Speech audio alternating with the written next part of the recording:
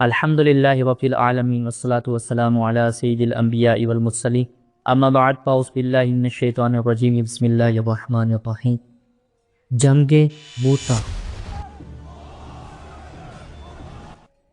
موتا مسلمانوں کی ہسٹری بہت ہی بڑی جنگ رہی۔ اسی میں حضرت خالد بن ولید رضی اللہ تعالیٰ عنہ کو سیف اللہ کا لقب عطا فرمایا گیا۔ حضور علیہ السلام کے مدینہ تشریف لانے کے 5 یا 6 سال بعد مسلمانوں نے یہ تمام علاقہ فتح کر لیا۔ حضور علیہ السلام نے ایک خط بصرہ کے حاکم کی طرف روانہ کیا۔ حضرت حارث 2 خط لے کر بصرہ کی طرف روانہ ہوئے۔ بصرہ اور مدینہ کے درمیان ایک گاؤں تھا جس کا نام تھا موتا۔ موتا کا حاکم شراحبیل بن عمر غسانی مسلمانوں کا کٹر دشمن تھا۔ حضرت حارث کچھ دیر کے لیے وہاں رکے تو بصرہ کے حاکم شراحبیل نے سمجھا کہ یہ کوئی جاسوس ہیں، تو اس نے آپ سے پوچھا کہ آپ کون ہیں؟ تو آپ نے فرمایا میں آقا علیہ السلام کا میسنجر ہوں اور خط لے کر جا رہا ہوں۔ تو اس نے آپ کی بات نہ مانی اور آپ کو شہید کر دیا۔ حالانکہ ایلچی کو کافر کو قتل کرنا یہ بین الاقوامی جرم تھا۔ بین الاقوامی طور پر یہ قانون تھا کہ کافر کو کوئی قتل نہیں کر سکتا۔ جب یہ خبر حضور علیہ السلام تک پہنچی تو حضور علیہ السلام نے جنگ کرنے کا اعلان فرمایا۔ حضور علیہ السلام نے 3000 کا لشکر موتا کی طرف روانہ کیا اور مجاہدین کو فرمایا تمہارے سپہ سالار زید بن حارثہ رضی اللہ تعالیٰ عنہ ہوں گے، اگر یہ شہید ہو جائیں تو پھر جعفر بن ابی طالب رضی اللہ تعالیٰ عنہ تمہارے سپہ سالار ہوں گے، اور اگر وہ شہید ہو جائیں تو پھر تمہارے لشکر کی لیڈ حضرت عبداللہ بن رواحہ رضی اللہ تعالیٰ عنہ سنبھالے۔ اگر یہ بھی شہید ہو جائیں تو پھر مسلمان جس پر متفق ہو جائیں گے وہی تمہارا لیڈر ہوگا۔ حضرت زید بن حارثہ رضی اللہ تعالیٰ عنہ 3000 کا لشکر لے کر موتا کی طرف روانہ ہو۔ موتا کے حاکم کو جب پتہ چلا تو اس نے ایک بہت ہی بڑا لشکر اکٹھا کیا اور ہرقل سے بھی کمک طلب کی، تو یوں اس کے لشکر کی مجموعی تعداد 2 لاکھ سے بھی زیادہ، 3000 ورسز 2 لاکھ۔ یہ ہے ایگزیکٹلی 3000 لوگوں کی فوج، اور اس کے سامنے یہ ہے 2 لاکھ لوگوں کی فوج۔ دونوں فوجیں آمنے سامنے ہوئی مقام موتا پر۔ تو حضرت زید بن حارثہ رضی اللہ تعالیٰ عنہ نے فرمایا تمہارے پاس 3 آپشن ہیں۔ پہلا آپشن یا تو مسلمان ہو جاؤ، دوسرا یا پھر ٹیکس دے کر ہماری حکومت میں رہو، اور لاسٹ آپشن یہ ہے کہ جنگ۔ تو اس نے کہا ہم نے آپ کے ساتھ جنگ کرنی ہے۔ حضرت زید بن حارثہ رضی اللہ تعالیٰ عنہ تلوار لی اور نعرہ تکبیر لگا کر کافروں کی صفوں پر ٹوٹ پڑے۔ آپ نے ان کی صفوں کو تہس نہس کر دیا۔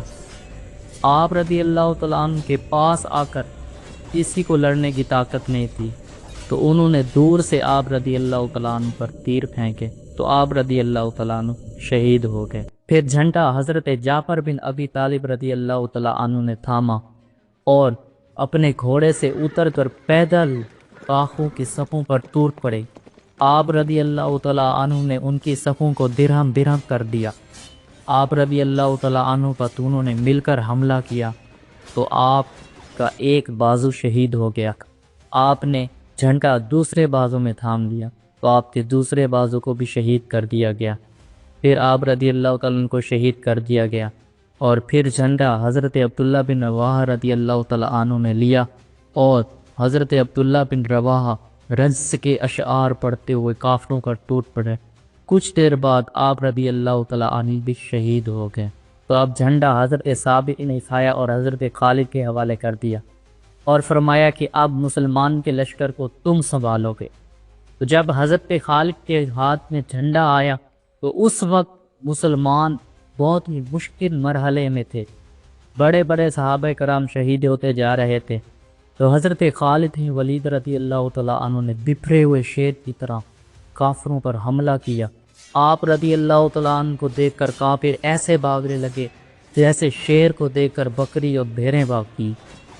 حضرت خالد بن ولید رضی اللہ تعالیٰ عنہ نے مسلمانوں کو فرمایا کہ یک بارگی کے ساتھ پلٹ کر حملہ کرنا ہے، تو مسلمان نے یک بارگی کے ساتھ پلٹ کر حملہ کیا اور حضرت خالد بن ولید رضی اللہ تعالیٰ عنہ کے ہاتھ سے اس جنگ میں 9 تلواریں ٹوٹی۔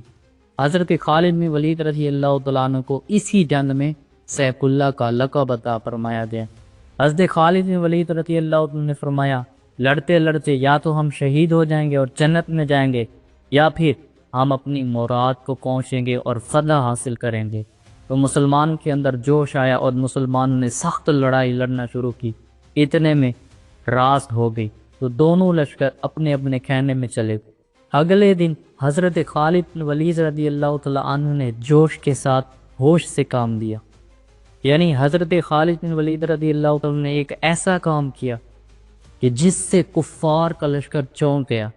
آپ رضی اللہ تعالیٰ عنہ نے پچھلے دن جو دائیں سائڈ سے مسلمان لڑ رہے تھے ان کو بائیں سائڈ پہ کر دیا، جو درمیان سے لڑ رہے تھے ان کو آگے کر دیا، آگے وقت کو درمیان میں کر دیا۔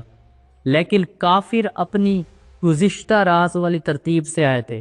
جب انہوں نے دیکھا کہ ہمارے سامنے جو آئے ہوئے ہیں یہ کوئی اور ہے، وہ نہیں ہے جو کل ہم سے لڑ رہے تھے، تو انہوں نے جب دیکھا چونکے کہ شاید رات کو مسلمانوں کی مدد کے لیے کوئی اور لشکر آیا ہے، تو وہ اس انداز سے، اس جوش و خروش سے نہیں لڑ رہے تھے جس طرح کل لڑے تھے۔ تو یوں مسلمانوں نے پھر ان پر یک بارش کے ساتھ حملہ کیا اور اللہ پاک نے مسلمانوں کو فتح مبین عطا فرمائی۔